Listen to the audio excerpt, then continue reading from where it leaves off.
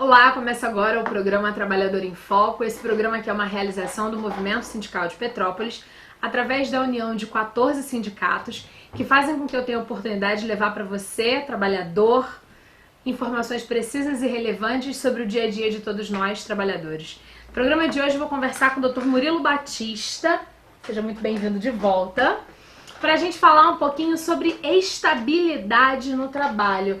E aí, na verdade, vamos falar novamente sobre esse tema, porque falamos alguns programas atrás, algum tempo atrás, mas foi antes da reforma. E aí precisa entender se houve mudança ou não. Seja muito bem-vindo. Muito obrigado. É um prazer estar novamente com você. Maravilha. Vamos lá.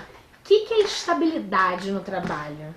Bom, a doutrina, né? Os estudiosos do direito do trabalho fazem alguma diferença entre estabilidade e garantia provisória no emprego. Né? Ok. A estabilidade também não é do meu tempo, apesar de já ser um advogado veterano, né? Era aquela estabilidade anterior à lei do FGTS, em que o empregado ficava por 10 anos consecutivos no emprego e ele alcançava a estabilidade. Ele não poderia mais ser demitido. Você também não lembra disso, né? Não é do meu tempo, você também não lembra, né? Olha, isso pode ser bom ou ruim? Isso era bom e acabou com o advento da lei do FGTS. Então, se entendia que a estabilidade engessava o contrato de trabalho. E a gente porque tinha se chegasse 9 anos, você demite para não ter estabilidade?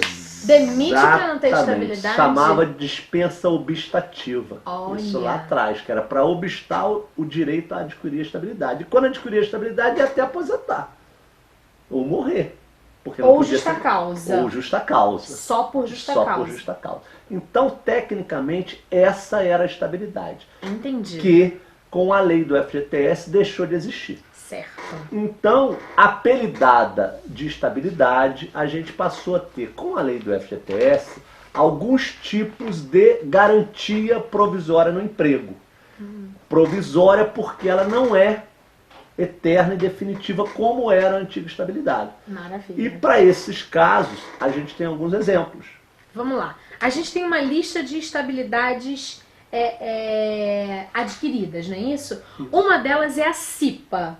Exatamente. O que é a CIPA? Por que dá estabilidade? Como é que funciona? A CIPA é a Comissão Interna de Prevenção de Acidentes. Né? Certo. A partir de um determinado número de empregados em cada empresa, a empresa é obrigada a constituir essa comissão. As normas regulamentadoras do antigo Ministério do Trabalho exigem isso e estabelecem as regras para a formação da CIPA. Ótimo. A CIPA atua em todo acidente de trabalho, em toda situação que exige o uso de equipamento de proteção, quer dizer, visa resguardar sempre a saúde do trabalhador. Certo. Então é formada uma comissão em que o empregador indica um membro, que é o presidente da comissão. O empregador, o patrão. Empregador indica o presidente. E os trabalhadores elegem os demais membros. Certo. Então, esses membros eleitos para a Comissão de Prevenção de Acidentes passam a gozar de garantia provisória de emprego. De quanto tempo? 1 ano. O mandato é de 1 ano e Certo. depois mais 1 ano após o mandato. Então ele adquire uma garantia de emprego ou uma estabilidade provisória de 2 anos. Maravilha. Vou fazer uma pergunta capciosa. Acho que eu vou ser demitida. Converso com os meus colegas para eles me elegerem para a CIPA. O patrão descobre. O que ocorre? Isso é muito comum. Olha, eu achei que a minha ideia era muito inteligente. Não, é muito comum. A gente tem muita situação dessa. É? Em que o empregado se sente um tanto quanto ameaçado e aí... Porque a gente se sente ameaçado, né? E em como alguns o momentos. empregado ele vai se tornando um líder, ele externa as opiniões dele, né?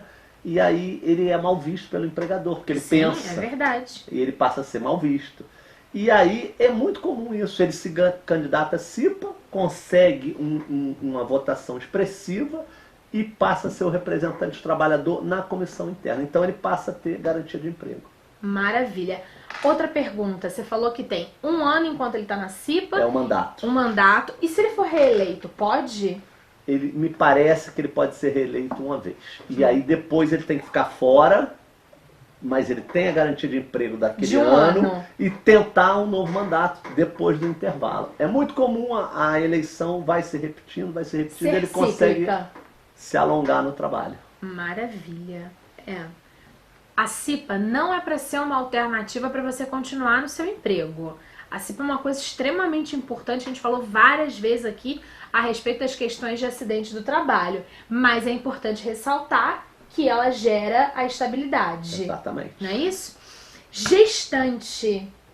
Essa é uma questão muito complexa, porque assim, tem a questão do período da gestação, do pós-parto ali, o período, e depois mais um tempo, mas se demitir tem que pagar tudo. Conta pra mim. Bom, a gestante vem na Constituição, a garantia de emprego da gestante está prevista na Constituição, e ela é desde da gravidez até 5 meses após o parto. Então, todo o período de gravidez e mais 5 meses após o parto, vai totalizar aí uns 14 meses, a gestante tem a garantia de emprego.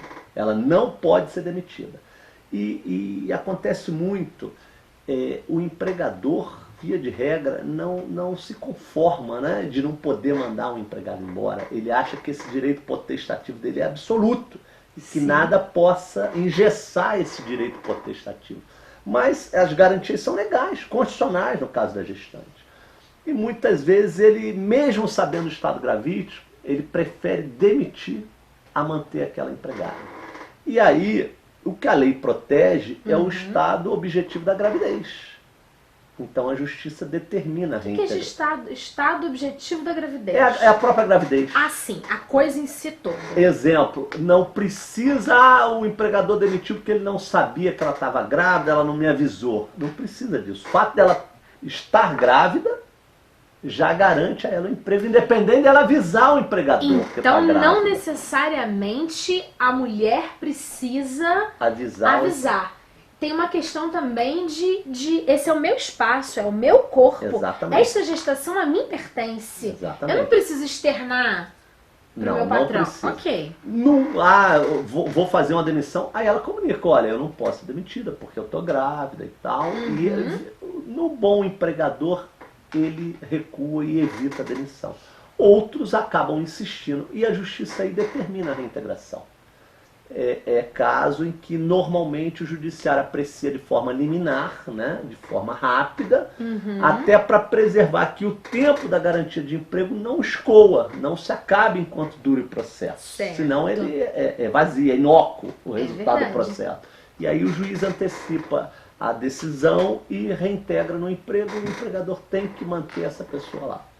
Posso estar equivocada, já ouvi gente que precisava ser mandada embora por questões de ordem prática, e aí ganhou tudo. Por exemplo, vou contar um caso real sem falar nome. Tem uma conhecida que trabalhava no governo municipal, a cargo de confiança, na gestão do nosso ex-prefeito, aqui em Petrópolis. E ela estava grávida, de comecinho de gravidez. Quando virou o governo, entrou um novo prefeito, ela foi demitida. Ela recebeu todos os salários, mais a licença maternidade, mais o não sei o quê, mais todas as coisas. É isso? É isso, indenizaram. Eu não sei se o cargo dela era em comissão, se ela mantinha vínculo de emprego na forma da CLT, né? Mas a indenização aí é a mais ampla possível. Todo o período da garantia de emprego com todos os benefícios. É exatamente isso. Maravilha. Mas ainda é melhor trabalhar, manter o emprego e tomar a não ser demitida só porque ficou grávida. Porque a gente tem que... Um desrespeito à gestação. O maior patrimônio do trabalhador é o próprio emprego. Então, ele garantir o emprego é o mais importante. Exatamente. Outra questão relevante é a questão do dirigente sindical. Ele também tem estabilidade, é isso? Ele também tem estabilidade. Toda a categoria? Toda a categoria, toda a categoria. Embora a gente venha sofrendo ataque, né? De todos os lados. De todos os lados, do lado econômico, do lado Agora já se fala, depois da reforma previdenciária, em acabar com a unicidade sindical, em que um único sindicato representa aquela categoria. Essa daí Então, ainda pra mim é nova, ainda não estudei tudo, mas é louca. Já é mais um ataque que a gente vem sofrendo. Então, o que ocorre? Já falei em outras vezes, tive a oportunidade de externar o quanto a entidade sindical de trabalhador é importante para amortecer o desnível econômico entre o empregador e o empregado, para defender o direito do trabalhador. Então as pessoas, via de regra, criticam o sindicato porque não conhecem. Então a crítica é de quem não conhece. Porque quem verdade. conhece, quem já precisou do sindicato, ele encontra todo tipo de apoio, inclusive jurídico, porque o trabalhador sozinho não vai a lugar nenhum. E se ele está em algum lugar, eu acredito ao movimento sindical, que é forte, é independente, é sério, é honesto, apesar de existir laranja podre em tudo que é lugar. Em né? qualquer cesta tem laranja podre, Exatamente. não adianta. E aí não é uma questão de sindicato, é uma questão de cidadão. Exatamente. É falta de educação Exatamente. e tal, e aí é uma outra questão. Então, eu reputo de muita importância a entidade sindical. E para que o diretor do sindicato possa ter uma atuação efetiva e com liberdade, a Constituição veio elevar a nível constitucional a garantia de emprego dele. Ele eleito, ele não pode ser demitido durante o mandato dele e por mais um ano após o término do mandato. O que é extremamente lógico, porque para você aí de casa para pensar, em via de regra, o diretor sindical é aquele que está batalhando pelos direitos dos trabalhadores. De forma geral, e na maior parte das vezes, ele está diretamente em confronto com os interesses do patronal. Se toda vez que ele for precisar defender um trabalhador, ele tiver ameaçado com o seu próprio sustento, essa situação ela vira completamente antiética, porque vai haver um momento em que esse humano cidadão não vai saber o que ele faz. Exatamente. Se ele pensa no coletivo trabalhador ou se ele pensa no arroz com feijão, alface e tomate da casa dele. Exatamente. Não é isso? Exatamente. Então a gente está falando de uma questão que talvez você ache que assim, nossa, ele tem estabilidade, olha que maravilha. Não é isso. É para ele conseguir trabalhar melhor por você. Sem dúvida alguma. É isso, É não isso é? mesmo. Maravilha. A gente vai fazer um breve intervalo. Volta no próximo bloco, dando continuidade a esse bate-papo sobre estabilidade. Fica com a gente.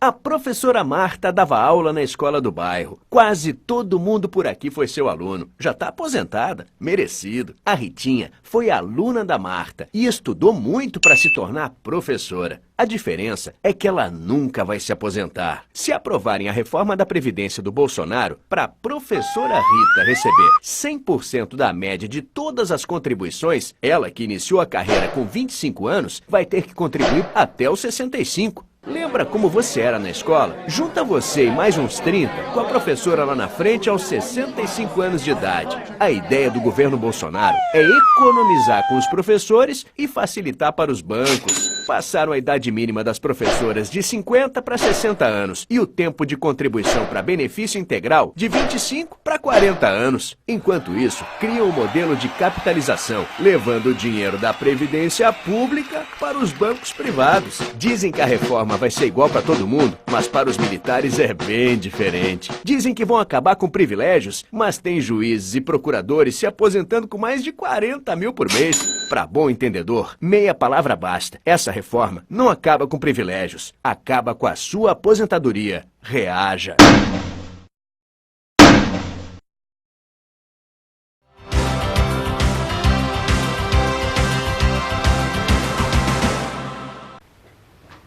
Estamos de volta com o programa Trabalhador em Foco, dando continuidade a esse bate-papo sobre estabilidade, entendendo, né, no direito quais são as pessoas que têm direito a essa estabilidade, para você aí saber se você tem ou não e tal direitinho, vai também não tentar dar um migué a respeito disso. Doutor, dirigente de cooperativa. Primeiro, o que é uma cooperativa?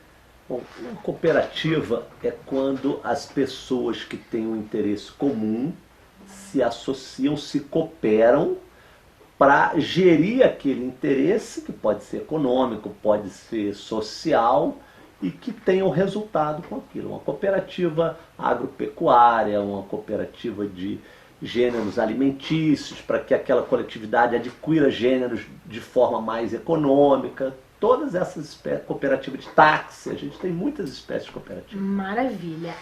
Por que esse gestor tem direitos? Por que esse dirigente tem direito à estabilidade? Bom, a lei que trata da cooperativa traz expressamente um dispositivo em que ela equipara o diretor eleito para a cooperativa de atuação no interesse daquele local que ele trabalha. A lei vem e equipara esse diretor eleito da cooperativa ao dirigente sindical, para garantir uma estabilidade no emprego enquanto ele atua naquela cooperativa. É um dispositivo legal. Maravilha. Estabilidade prevista em acordos em convenção coletiva. Estamos aí que o acordado está sob legislado? Exatamente. O acordado prevalece sobre o legislado. Sobre o legislado. Exatamente, é isso mesmo. Explica para mim, para quem não assistiu aquele programa fantástico que a gente gravou sobre esse tema. A gente tem aí um exemplo na categoria bancária muito claro, que é uma garantia de emprego decorrente da convenção coletiva para o trabalhador que está na iminência de se aposentar. Certo. Então, especificamente para o bancário com no mínimo 25 anos, 20 anos de trabalho ininterrupto com o mesmo banco, se ele tiver nos 24 meses anteriores a completar o tempo para se aposentar, respeitada a lei previdenciária, ele não pode ser mandado embora pelo empregador. O empregador tem que garantir o emprego dele até que ele implemente a condição de aposentadoria. Então essa é uma garantia de emprego decorrente de convenção coletiva. Que novamente é um acordo, é uma estabilidade extremamente interessante, porque conseguir um emprego já durar esse tempo todo. Exatamente. E evitar que seja demitido na proximidade da aposentadoria. É um benefício muito interessante. É mais difícil de conseguir emprego. Exatamente. Porque o mercado de trabalho está cada vez mais preconceituoso. Exatamente. Com profissionais que tenham mais experiência em algumas carreiras. É verdade. Na sua carreira as pessoas gostam de cabelo branco. É verdade. Na minha carreira as pessoas não gostam de cabelo branco. Porque as pessoas acham que tem que ser repórter nova, magra, bonita, um monte de coisa. Então, assim, muitas das vezes na minha área, que é a comunicação, trocam a experiência e o conhecimento por manequim 38. Que nunca foi meu caso. É verdade. No seu caso, as pessoas gostam de advogado de carreira. É verdade. Eu estou há muito tempo na estrada, né? No movimento sindical bancário, eu estou há quase 30 anos. E isso a gente vê no dia a dia que faz uma diferença muito grande. Os jovens advogados, mais conectados, mais informatizados, levam vantagem sobre a gente. Evidente, processo eletrônico hoje se acessa pelo celular, né? Sim. Eu tive outro dia um episódio que eu achei interessante, sempre gosto de contar, em que minha filha é advogada também, advogada da geração da informática. Ai, já, que delícia. né? Imagina eu tendo um filho jornalista. E trabalha com a gente no escritório e eu sou do tempo do papel. Então, eu adoro papel. Tinha uma audiência na parte da manhã, pedi a ela, olha, vamos nos encontrar direto na Justiça do Trabalho, você leva a pasta do processo para mim, as cópias do processo. E chegou na Justiça do Trabalho, eu falei, filha, cadê a pasta para eu examinar o processo, me preparar para a audiência? Não, pai, eu não trouxe a pasta. Mas como não? Como é que eu vou olhar o processo? Não, está aqui. Aí abri o celular. E abri o processo, que é eletrônico, e olha, o processo está aqui, não precisa pasta. Eu falei, não, filha, mas eu não trouxe o óculos, eu não posso ver o processo aí. Manda buscar a pasta que eu quero ver a pasta. Então, a gente tem desvantagens, mas o tempo de estrada efetivamente faz diferença. E aí, nesse caso, em que tem a ver com acordo e convenção, se faltam só 24 meses, a empresa fica... o empregado tem o direito da estabilidade. Aí, fora a justa causa. Fora a justa causa. Ressalvada sempre a justa causa. Porque a justa causa é uma coisa que é diferente, não é? A justa causa em qualquer tipo das estabilidades que a gente mencionou, garantia provisória de emprego, seja do dirigente sindical, seja do cipista, seja da gestante, do diretor de cooperativa, em qualquer delas, a justa causa vai se sobrepor àquela estabilidade ou garantia de emprego. Maravilha. Porque a justa causa é a quebra do elemento confiança. Se o empregado pratica uma falta grave, que quebra a confiança, vai quebrar o contrato e não há estabilidade que vá prevalecer sobre a justa causa. Maravilha. Então, explicando o que é justa causa, é quando o patrão demite o trabalhador por quebra de confiança. Exatamente. Me dá um exemplo prático para a gente conseguir entender? Bom, a gente tem vários exemplos práticos. Eu já tive, por exemplo, na categoria bancária, um determinado gerente que, na necessidade, então veja bem, a gente não tem aí o dolo, não tem aquela vontade livre e consciente de praticar o erro. Certo. Mas na necessidade de produzir, ele implementava alguns produtos do banco na conta do cliente sem que o cliente tivesse previamente autorizado. E é uma necessidade, não justifica os meios, não justifica o fim, mas ele fazia. Então quebrou a confiança. O empregador apurou, viu que isso era verdadeiro e aplicou a justa causa nesse bancário. Quer dizer, ele não teve benefício próprio, ele não causou prejuízo ao empregador, não causou prejuízo ao correntista, em tese, porque teve o produto, mas ele quebrou a confiança na forma de atuar. E essa justa causa foi mantida pelo judiciário. Ainda que a gente tenha tentado anular a justa causa, afastar e dizer que depois de tanto tempo de banco, levado pela necessidade da produção, de bater meta, aquele ato por si só não apagava tudo que ele já havia feito. Então que não havia proporção entre a penalidade, que foi a pena capital, a justa causa, e a atitude dele. Diferente se ele tivesse se apropriado de um dinheiro. Sim. Mas para aquele ato que não havia proporção entre a pena e a falta. Mas o judiciário entendeu que quebrou a confiança, que o modus operandi dele não se justificava e manteve a justa causa. Maravilha, entendido. A gente tem outros tipos, que é a estabilidade provisória do acidentado e a estabilidade por doença adquirida. Mas a gente vai ter programa específico sobre isso, porque são temas mais delicados, digamos assim. Agora, nessa quebra de confiança, se for uma justa causa inadequada, se no caso do seu cliente, se o juiz tivesse dado uma sentença diferente, valia dano moral, como a gente falou no outro? Exato. Anulando a justa causa, o dano moral vem como consequência. Maravilha. Acho que falamos sobre todos os aspectos, fora esses dois que a gente vai ter programa específico. Falamos, acho que falamos. Maravilha. Então, se o nosso telespectador tem dúvida, o que ele deve fazer? Procurar o sindicato. Procurar o sindicato, seja o dos bancários, seja o de qualquer categoria, mas sempre procurando o sindicato, que vai ter um departamento jurídico ou pessoas que vão instruir. Com certeza. Hoje esse programa é gravado, a gente está gravando aqui diretamente do Sindicato dos Bancários, e hoje teve programa ao vivo. E lá no programa ao vivo eu fiz uma alusão ao sindicato com a coisa mais simples que existe numa casa de qualquer família, que é um pacote de macarrão espaguete. Sozinho é molezinha você quebrar um macarrão. Agora pega um pacote de macarrão espaguete e tenta quebrar sozinho. É mais ou menos isso. O sindicato é essa união de pessoas pensando sempre positivamente, que, em tese, a gente tenta fazer com que o governo, com que o patrão, com que os que se beneficiam com o trabalho inadequado do trabalhador, né, o trabalho exagerado, o descumprimento de regras e tal, tenta quebrar você macarrãozinho. Mais ou menos isso, né? É isso aí. Maravilha. A gente volta numa próxima semana, sempre falando de um tema que tem a ver com você e de casa. Espero que esse programa tenha elucidado questões para você entender um pouquinho do que é estabilidade. Um abraço grande e até a próxima semana. Tchau, tchau.